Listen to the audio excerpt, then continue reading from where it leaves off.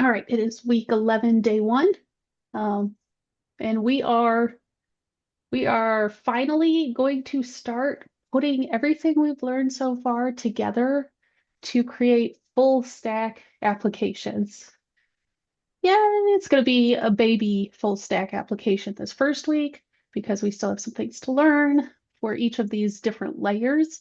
But we're going to start you've learned the front end with the web development, with your HTML, your CSS, JavaScript. You've learned the back end with our Python. We're able to, make applications, command line applications with Python. We did guessing game. We're doing all sorts of like logic and reasoning behind the scenes. And then you also learned how to do databases with Postgres and which is SQL based. And you can make queries to those databases. So now this week we're going to start bringing it all together to see how they all interact with each other to create your full application. So very exciting week. Um, and it is hopefully going to be slow enough that y'all can keep up.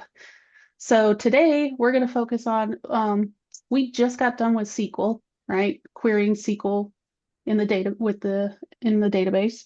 And in your real application, you won't have like a separate little SQL file. You're going to want to integrate it with your backend logic. So since we use Python to do all of our data manipulation and writing our applications and all the logic in the backend, we're going to learn today how to use Python to query those databases. Because essentially, so with the video file one, we were writing to CSVs, right? With Python, we were reading and writing to CSVs. Now, instead of going into a CSV, we're going to actually hit our database that we know how to do at this point. Because CSVs, they're fine. I use them all the time at work, but database is far superior in some instances for sure. So we are going to be working with this book publisher database. Um, you can go ahead and fork that down and open it up if you want to follow along with what we're doing. Let me go ahead and show you. I already did that earlier. It's going to look very familiar to what we just got done doing with SQL. We have, our initialization file here that sets up all our different tables and inserts a whole bunch of data into it. We have our setup script that's going to go ahead and build our Docker image for us and run it. And this one has us execing into it so that we can, be in the database and making our queries there. And then, of course, our Docker file we take from Postgres and we copy our initialization SQL into that entry point. So very familiar. We know what this looks like. We know how this works in the terminal to get us into a Postgres database instance and be able to query that database. Now we're going to have to change it a little bit because our goal is not to go into this database and write in it directly with SQL. We want to use Python to talk to the database. We want Python to grab that data for us so we can have it in like a variable or something we can parse through and work with. So instead of using this whole setup file that we have, let's go ahead and look through it. We are going to want to build the database, of course, still. And then we're going to want to run the Docker image with the database.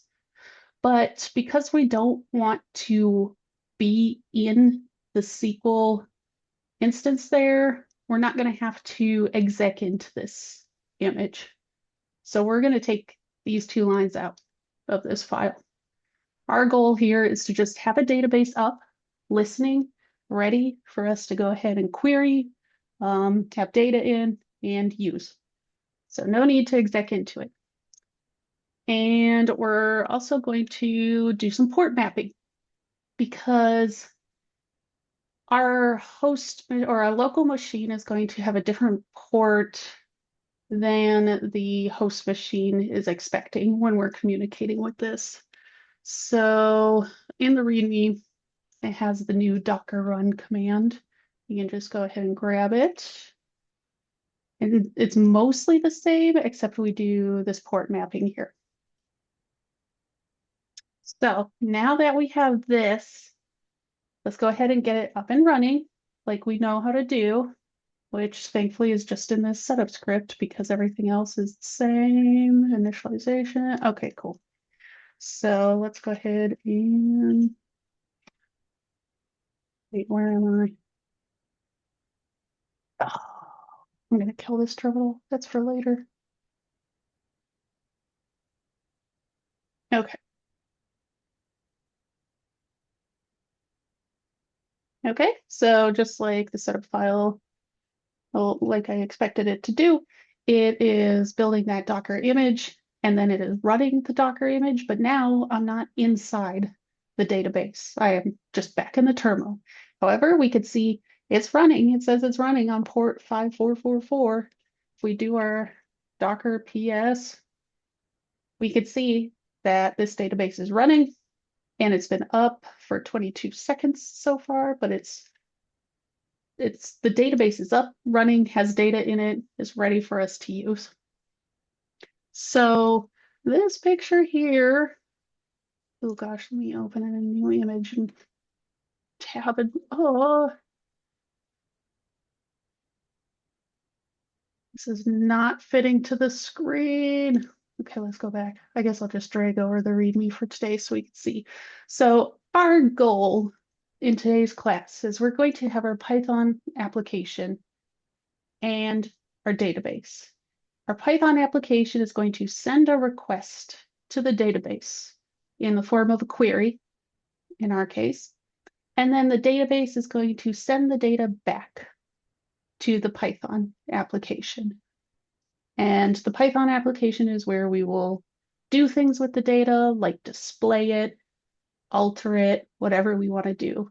But essentially, we have these two layers. We're going to use Python to query the database hands it back. We do this for a variety of reasons, one of which is security, for sure, because we don't want people just reaching into our database. We want to control how that data is sent and received. So by having this Python layer here, we can do a lot of validation and authorization and other things like that to lock it down so that people can't just start throwing queries into our database and getting all of our data from us. So first things we need to do, if our goal is to have a Python application that is querying our database, is we're going to have to set up a Python file in a Python application. Do we remember back working in Python that we need to set up a virtual environment first? Do you remember virtual environments? Yes. Okay, we got some yes, we got some so we'll revisit it now. Anytime you work in Python, always work in a virtual environment because there are a lot of dependencies and libraries you're going to install. You don't want to throw them on your computer. You want them contained in the application it's pertinent to. So we're going to do that. You can add this file anywhere. I'm just going to make in this repo itself. And again, it doesn't matter where you put this, you just got to know where it's located so you can direct how it's talking with a Docker file. But for ease, I'm just going to keep it all in this repo here, but I'm going to make a directory that's called Python app, just so I know everything in this directory is going to be associated with my Python application. So let's go ahead and make sure it's there. We can see Python app. I'm going to change directory into there. Okay, now I'm in my Python app. And first things first, before I start making anything Python related, I'm going to set up this virtual environment so that I can go ahead and install things without touching the rest of my computer or anything else outside of this directory right here. So to do that, the command you're going to either have burned in your memory or just have on a quick note somewhere that you can reference is python-m venv. I forget. I'd have to Google. I forget which one of these is the name and which one is the command. The second one The is second the name one's is the name. okay. So this can be whatever you want to name it. For ease and for just standard practice or what's the word I'm looking for, phrase I'm looking for. But it's just typically what you see in Standard Python. operating procedures. Yeah, there we go. Yeah. Most every developer will name it Venv because it's widely known. Venv is your virtual environment. So I'm going to go ahead and create a virtual environment. Now, I look over here, doesn't say anything. It looks regular, normal in my command line. The virtual environment is created, but is not active yet. So don't start doing anything yet because we are not inside this virtual environment. We can see it created a whole bunch of files here, directories and files, sorry. But there's no indicator that I'm inside this virtual environment.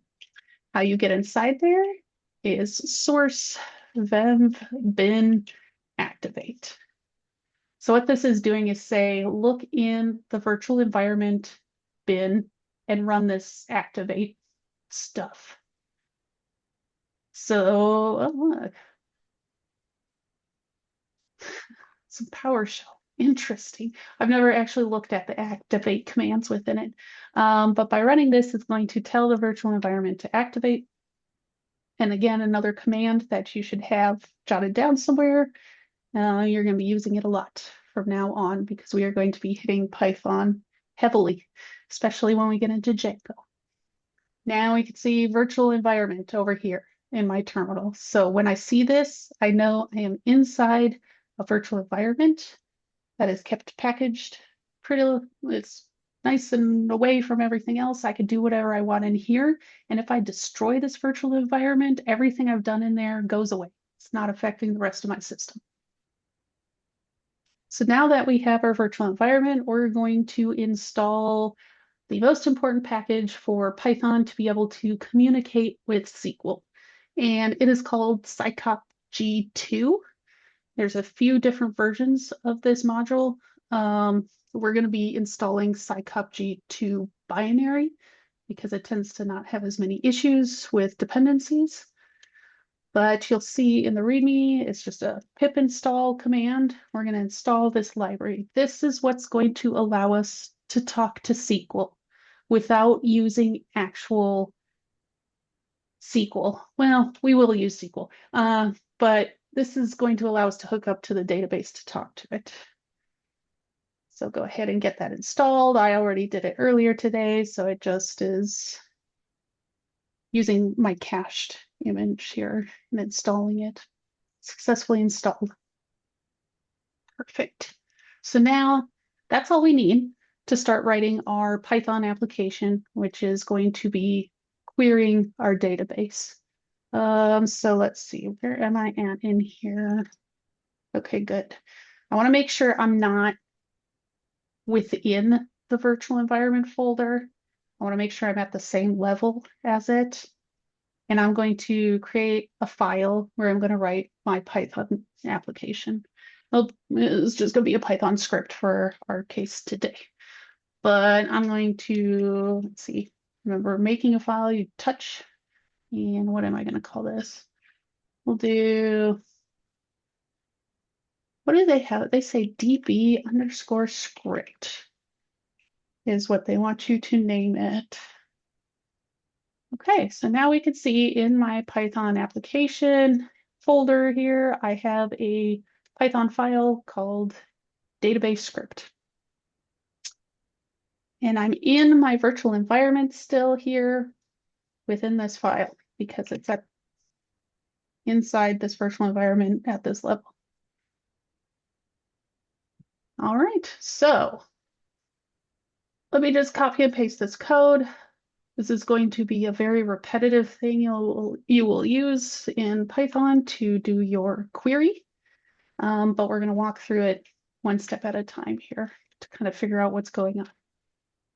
Okay, so this is complaining, but I don't think it will complain much when we run it. We will see. So we import our library, right? We are using scicopg2 to go ahead and connect up with the database and query it. So first things first, we have to import the library. Then this phrase here, with scicopg2.connect, this is how we are going to connect with the database. We say with this library.connect, and then you pass in the host, port, database, user, and password. This is your connection string to the database. So right now, where is my database running?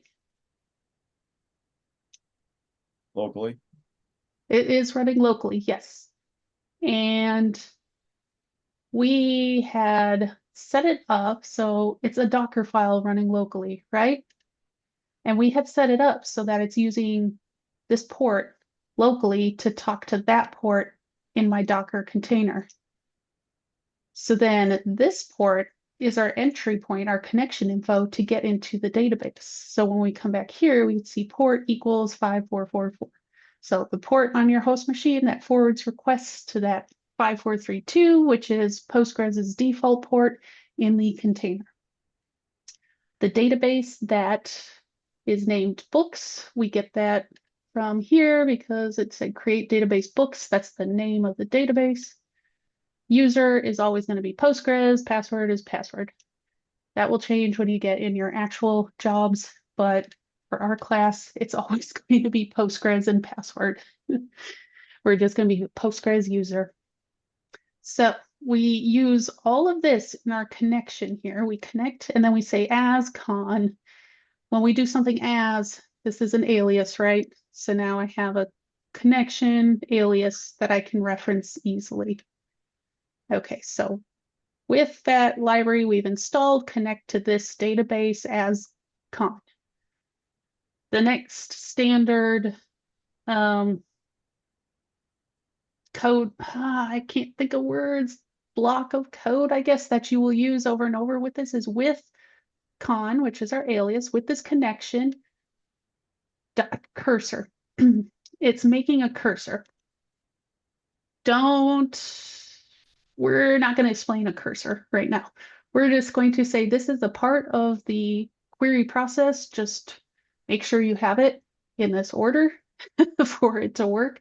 But this is what's going to actually connect up with the database and execute things for us in there. So with the connection cursor as cursor, again, another alias, we're going to use that cursor to execute a SQL query. And this is what we're familiar with in SQL, right? Select all from author. So that's saying select everything from the author database or table, sorry, author table. Now we're setting here data is going to equal the cursor fetch all. So these three things will pretty much stay similar across your development. You're always going to have this cursor connection first. You're going to execute a SQL command, and then you're going to assign the fetch all, the cursor.fetch all to a variable name. And then here, we're just going to print the data so we could see what this gives us. So again, in the README, it says this fetch all might seem weird, but this is just how this works in scicopg2. This is how they wrote their library. This is what they expect you to put in the syntax in order to grab the results. There's also different flavors of fetch. So fetch all, but there's also fetch one, and a few different fetches. You can go ahead and look at scicopg2 documentation to find all the different ones. Since we're selecting everything from author, that's going to give us a lot of different things for using a fetch all. So now when I go ahead and run this file, I am not, let's see, this didn't work earlier. Yep. So don't run it using this button because what is wrong? Can anyone tell me what is missing in my terminal right now? The big hint. When I push this button, gave me a brand new terminal here, Python. Yep. What is missing? Well, you're not in a Python environment. Yep. And what is this telling me here? Yeah, well, that's also telling you you're also not in the you're not in your virtual environment for one. So you can't the module that you installed is within the virtual environment. So you're actually outside of it and that's why I can't find it. Yep, 100% exactly. So error when I hit this earlier, I'm like, module not found. I installed this module. Why? And then I'm like, oh, the venv is missing. So I'm not inside my virtual environment. So this library that we installed does not exist. It's only in my virtual environment. So if you push the run, it'll do it in there. You don't want to do that. You want to run it inside your virtual environment. So we're going to do it the old-fashioned way. Python, it's the DB script. And we can see now it output a whole bunch of stuff. So this is, I wish I could move this up. This is a list here. And it looks like we have a tuple, maybe, returned. But basically, we just have a whole bunch of data. Yeah, it looks like tuples returned in a big long list. And we can see it's their ID and the name of the author. So if I just fetch everything and just put the data out there as is, this is what I get back. Which, if you're working in an application, chances are you're not going to want the data to look like this on the screen. Like, this is hard to read. I don't want, if I want to query all authors, like, let's say there's a button that says, show me all available authors in this library, and you click that button. I want to just see a list of authors. I don't want to see this, like, this god-awful list here. Like, this is hard to read. So, our jobs as the developers are to work in this script here to not just print the data, but do something with it so that it's a bit easier to read on the front end. And then we're not giving everything, we're just giving what is needed.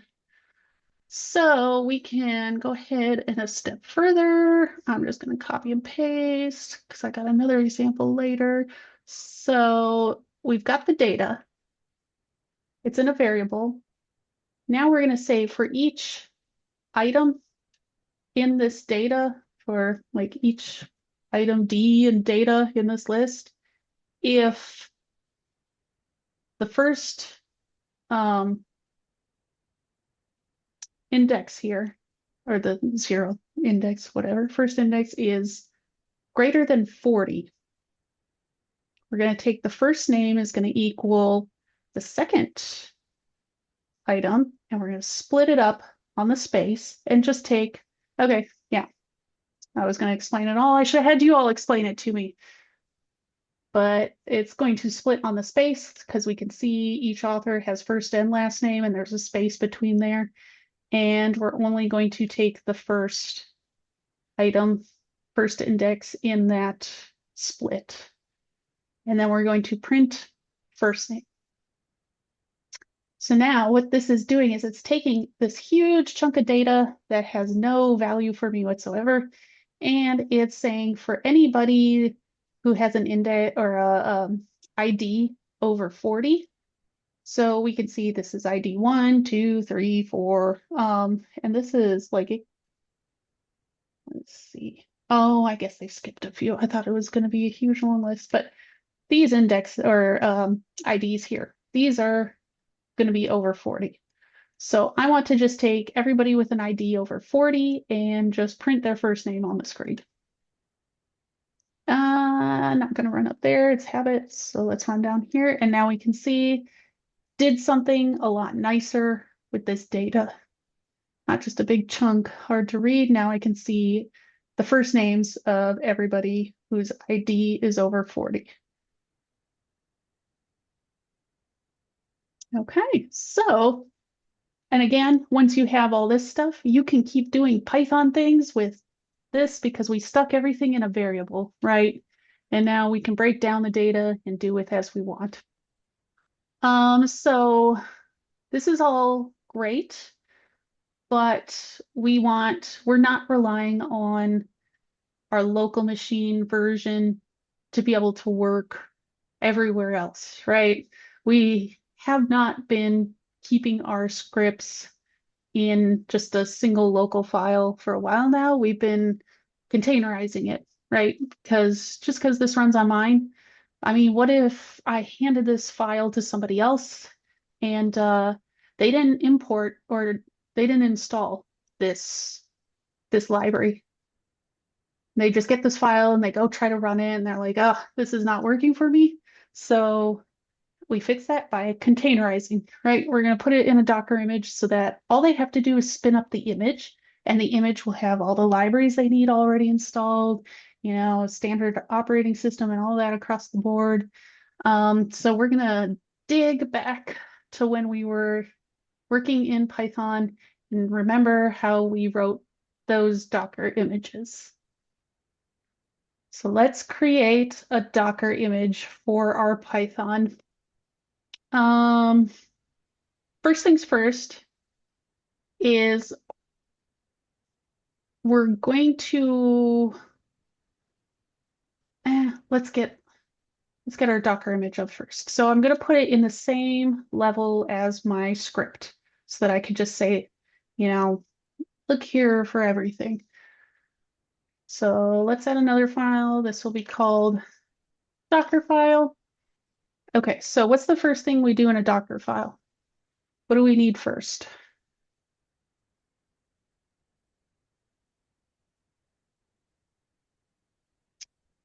We can look at our other Docker file. What do we need first in a Docker file?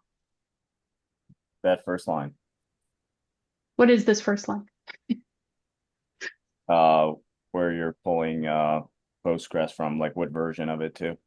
Okay, yes, exactly. So this is our base image, right? This is what we're using to build the rest of our Docker container. So if we're working on a Python app, what is our base image going to be? Python. Yeah, was not a trick question. So we're going to pull Python as our starting base image here. And we love us some 311 Buster as our image. We'll see if that keeps working for us. After we get and if you don't remember all this, go ahead and either reference the README, or I'd suggest as we keep building on this stuff to bookmark like your favorite lectures that have or readmes that have these files, commands, anything you use frequently, bookmark them and be like, this is Python Docker image bookmark, and then it has it already set up for you. Yes, Art, question. I think what I've seen before is instead of Buster, we used Alpine. So is Buster tied to that particular 3.11, or how does that Alpine and Buster play into things? They are just different flavors of the 311. I'd have to go look at the documentation to see what differs between the two. And yeah, you're right. Alpine is what we've used because it's very lightweight. Um, I forget what Buster has that has a switch into it. But I Okay. think there is something with now that we're going to start composing with other containers. I think this is a little meatier and can handle a little more than the Alpine, but I could be speaking on things I don't know about. Um, Oh, no, it's okay. And I think if I understand it correctly, we're not really so tied to 311 Buster outside of this class. This is for this particular lecture. But like, let's say we get on the job and they're using Alpine. We're just going to know that once we get there, and then we just stick with that. So it's not something we have to memorize, correct? yeah, correct. And you know what? You can even just from Python, it'll grab the latest and whatever it wants to. So you don't have to specify. But usually, if you're working in your organization, they will have a standard or just they'll have something they've been following, an approved tech stack, as you will, and tell you what you can pull from for these.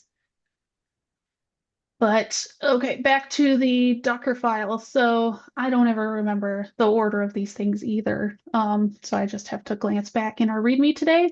Lucky for us, they have it right here in the README. So we're just going to copy that and remember what each line does as we walk through it. So next step, it looks like working directory. Yeah, work dir. We're going to put it in a folder called source inside the Docker container. Then we're going to run pip install scicop g2. So run is the command for it to do something inside the container. Or run a command inside the container. We also do a command later. We're just going to pip install scicop g2 because we did that down here, right, when we were setting up our environment to be able to work with this. We installed that library here. Okay, after we run that, we're going to copy our file, which is our DB script, UI, and we're going to copy it into the working directory that we've established. And then finally, we're going to run this command, which is Python, and then a comma. And this is the command to run the file in the container in the terminal.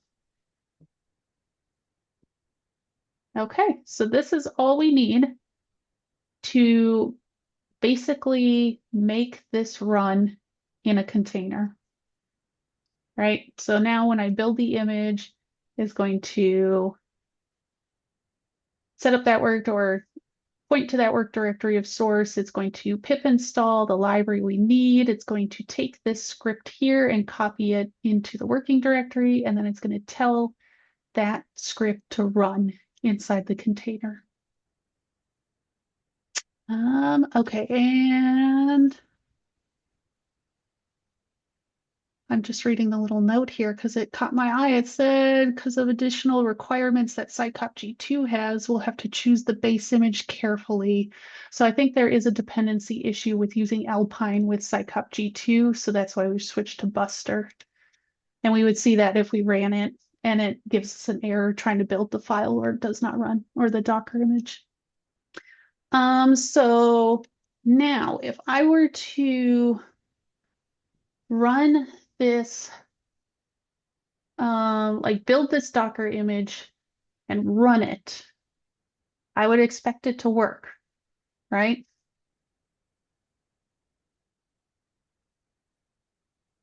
The only thing is it's not going to work because we've got our connection set up as originating from our computer, right?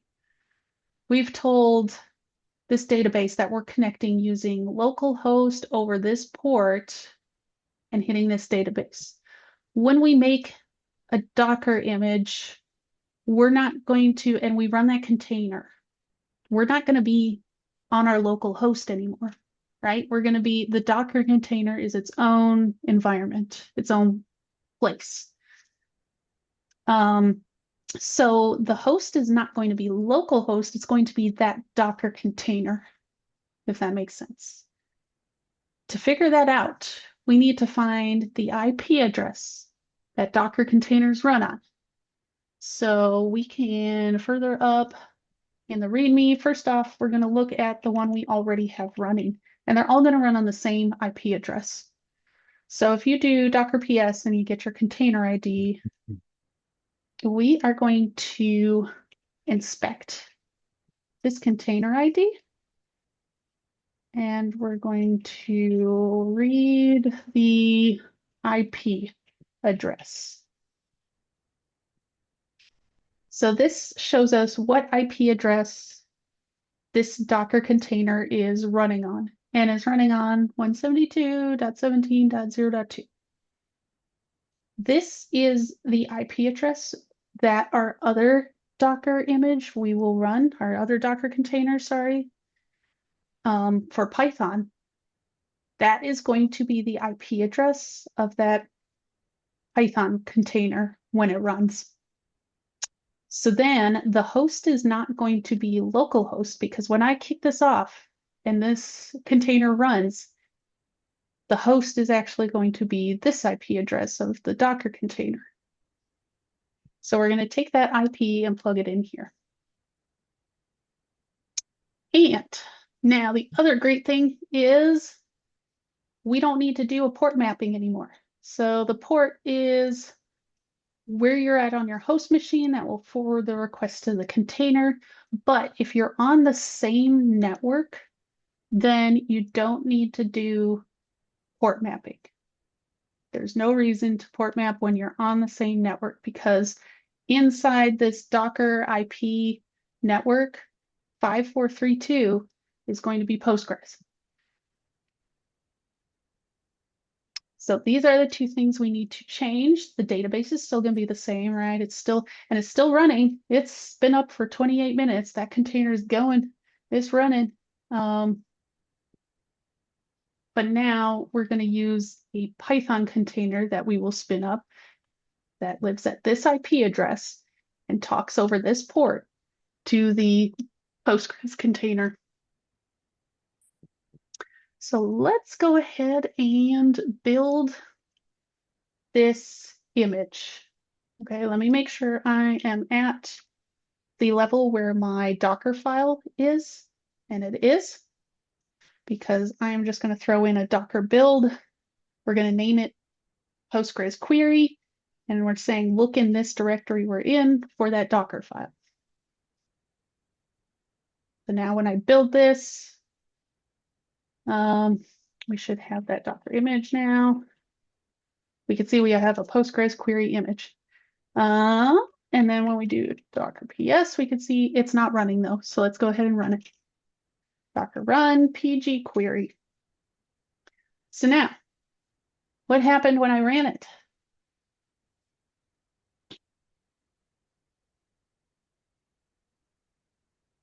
It automatically ran your it automatically ran your it looks like it ran the db script.py. Yep. Yeah. Exactly. So it's kind of weird. Like you expect it to just run and sit there and listen, kind of like the other ones had. But this Docker file, we said run that file immediately, run that script. And so it did. The container ran, got set up, it copied it in there, and then it executed that Python, run this script, and it did its job, and now it's done. So when I go back to the running containers, it's not running because there's nothing left for it to run. It finished, it's done. So, and it did what we wanted it to do. It did this command or the SQL query that we already had from earlier. So now we have two Docker images. We have our Python one and our books database. The books database is running and chilling, and the Python Docker image we can run, and it will execute the script / application and finish up. And they are both connecting to one another. So two different Docker containers talking to each other. And they do that by this right here. It's connecting up over port 5432, which is where our other container lives and is expecting connections on, right? That one's expecting connections on port 5432.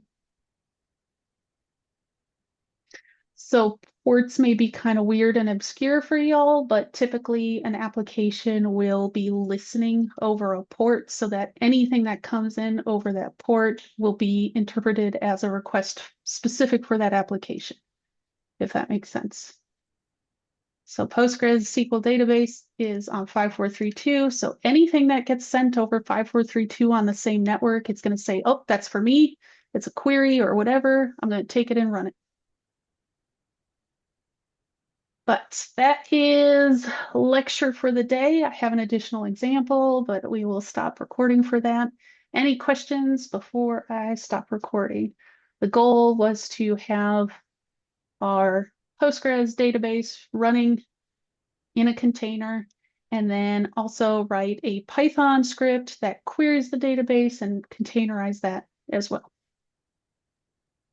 Could you go up in your terminal? I just want to see your commands here again. Which commands?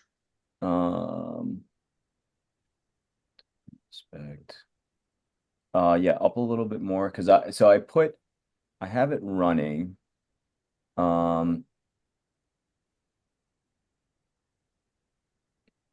So you have I have the local one running, and then when I'm trying to update the Docker script and I try to run it, it's just I just need to play with this a little bit. Oh yeah, okay. the README. If you pull that up, I literally went like line for line. Yeah. Okay. So hopefully that has your answer in it. If it doesn't, definitely tag me before class lets out so I can take a look at it. Okay. Any other questions, confusions, anything about this Python script? I was Yes. Oh, you go, Jeff. Go ahead, Adam. Mine's irrelevant. It's not really, that good. You can ask Okay. it after I'm done recording then. So did you run both? Did you run the container inside of the did you run the Docker file or the container outside the Python or the virtual environment and then ran the one inside of the Python environment? Is that what you did? I think I missed something. Oh, I've been doing everything in the virtual environment. Okay. But so your SQL one, actually, the SQL I did not. The SQL I ran outside of the virtual environment because that one doesn't rely on any Python dependencies, right? Right. So you can run that one in a different terminal somewhere else on your Okay. computer. But the Python one, you do want to be in that virtual environment. Well, actually, it doesn't matter. Never mind. Because in our Docker file, we are telling it to install that library, that dependency that we need for our application. Okay. So let's deactivate it. What is it? I think it's I got a strange error when I ran it, and it basically has to do with the dbscript.py file. It's talking about the connections. Could not connect to server, connection refused on 172.17.02. And accepting TCP connections on port 5432. when you So run Docker PS, do you see your books database image running? Is it up? let's see here. Yes, it is up. Okay. Yeah, let me take a. What do I I can never remember this. Deactivate command. Should I stop that? Is that the No, you want the books database to be running because that's where you're gonna query for data. So it just right. it's just deactivate. I'm wondering if you have to run it in the virtual environment. So Docker images. You're seeing two images, correct? You see your Postgres query one and books database. Yes, I see those. Okay, so I'm going to run the Postgres query image. Okay. It worked for me. Okay. Did Maybe you? because I already had it running. Let's try that. So let me try to read. I removed the container. There was a container already running. So maybe that has to do with PG query. There should be at least one container running the whole time, and that's going to be your database. Mm-hmm. If we Yeah. do, yes, dash A. So if we see containers that I've had historically, this Mhm. this Postgres query one, it fires up, but then it exits, and 0 is a good exit number. You want to exit with a 0. That means everything was fine. But those Okay. aren't currently running, they're done. Yeah. I'll stop recording and we can take a look at that if you want. Okay.